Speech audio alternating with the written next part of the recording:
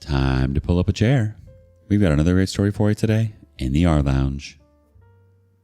You ever let family crash for a few weeks and end up unintentionally funding someone else's startup, paying their electricity, and basically running their IRS compliance team?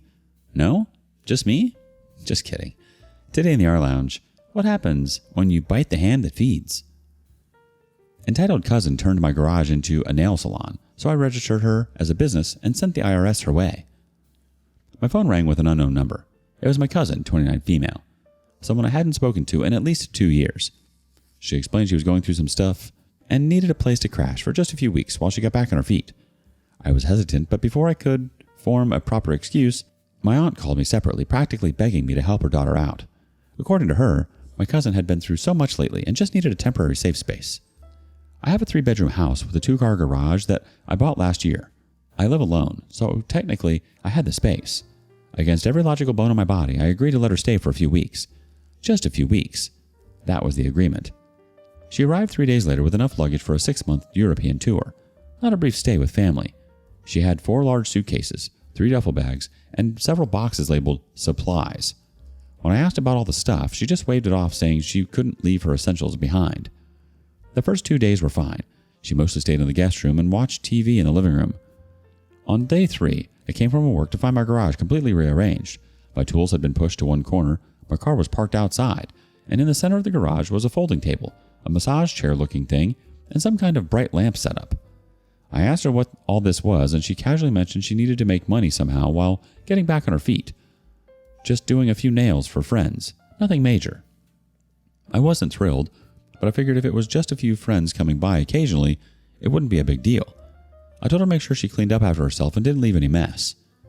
2 days later, I was scrolling through Instagram when I saw she had posted several stories I hadn't caught earlier. She was advertising affordable luxury nail services with my address clearly listed. Her caption read, "New salon space thanks to my generous cousin." There were over 20 comments from people asking about booking appointments. I told her that running a business from my garage wasn't what we agreed to. She just rolled her eyes dramatically and said it was just a side hustle, not a real business, and that I shouldn't be so uptight since she needed to make money somehow. That night, I overheard her on the phone in the guest room.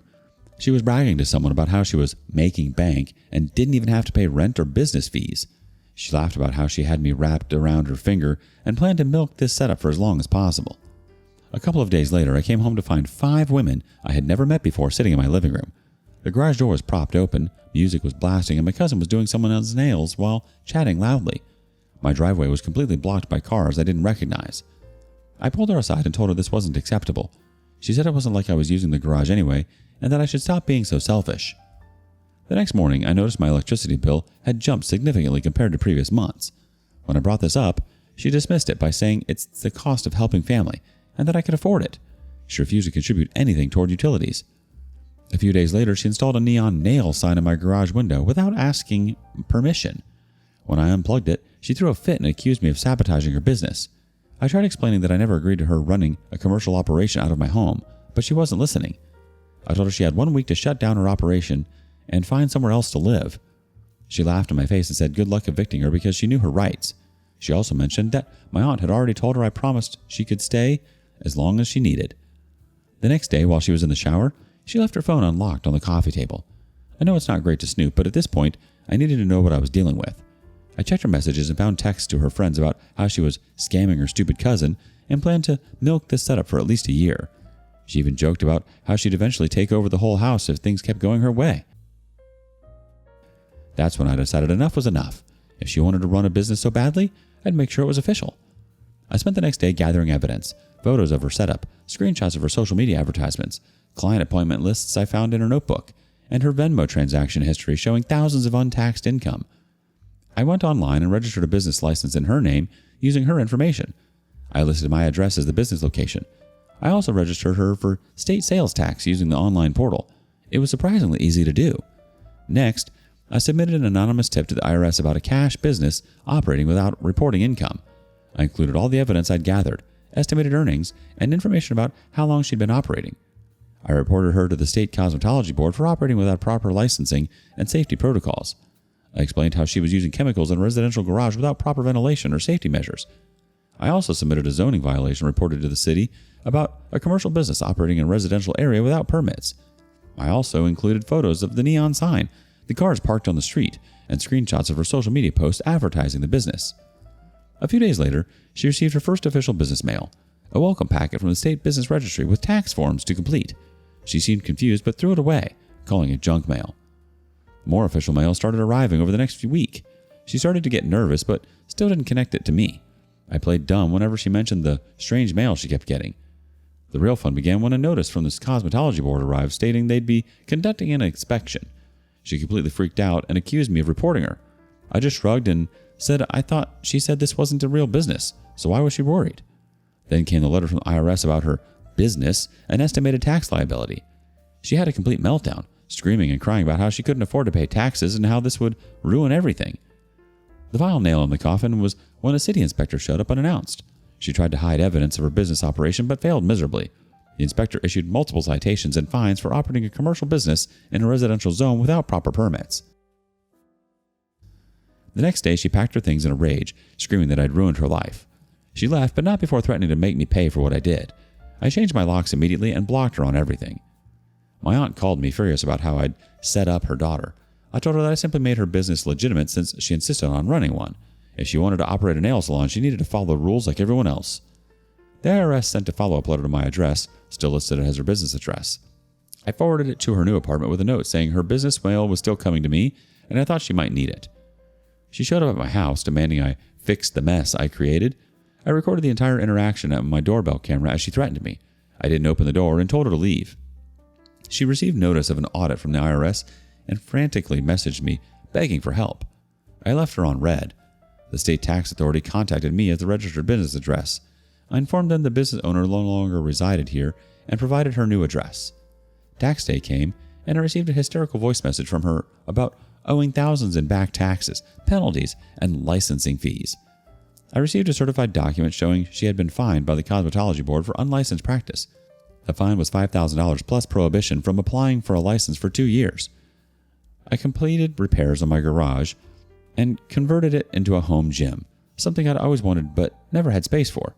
She had been hit with additional fines for failure to comply with tax filing deadlines, and she had been forced to get a regular job to pay off her mounting fines and tax bills.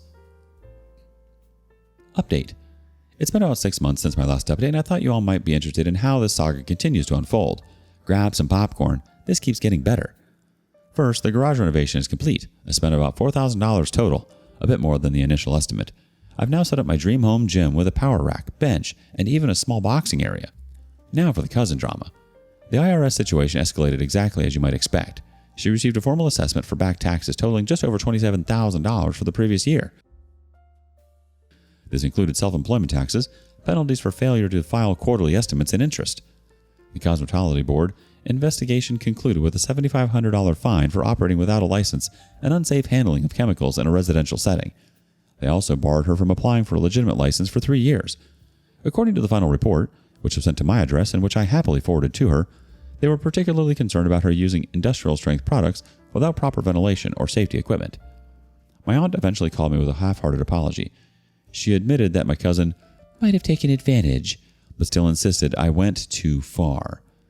The tax lien against her name is now public record. She won't be able to get any significant loans, buy property, or even open legitimate business accounts until it's resolved. According to my tax professional friend, based on the amount she owes and her current income, it could take her 5 to 7 years to clean this mess up completely. I received one final text from her about a month ago. It simply said, "I hope you're happy with yourself. You destroyed my life and now my dreams." I didn't respond, but yes, I'm quite happy with myself, thank you very much. One of her former clients reached out to me after finding my address in her old appointment book. The woman had developed a serious infection after getting nails done in my garage and wanted to know if my cousin had insurance. I explained the situation and suggested she report her experience to the cosmetology board. She thanked me and mentioned several other clients had also experienced issues with infections or allergic reactions. I'm considering this chapter closed unless something dramatic happens. Thanks for all the support and advice along the way. She annexed her house, turned her garage into her personal nail empire, brought in strangers like she owned the place, and had the nerve to brag about scamming you. I can't even with these people, this clueless. And the best part? She thought she was winning. She went from free rent and side hustle dreams to IRS nightmares, fines, and being banned from cosmetology. absolute masterpiece of natural selection. What would you do? Let us know in the comments below. And thank you for joining us today in the rLounge. Be sure to like and subscribe and hit that notification bell so you don't miss out on our next video. Until next time. And please put your chair back where you found it.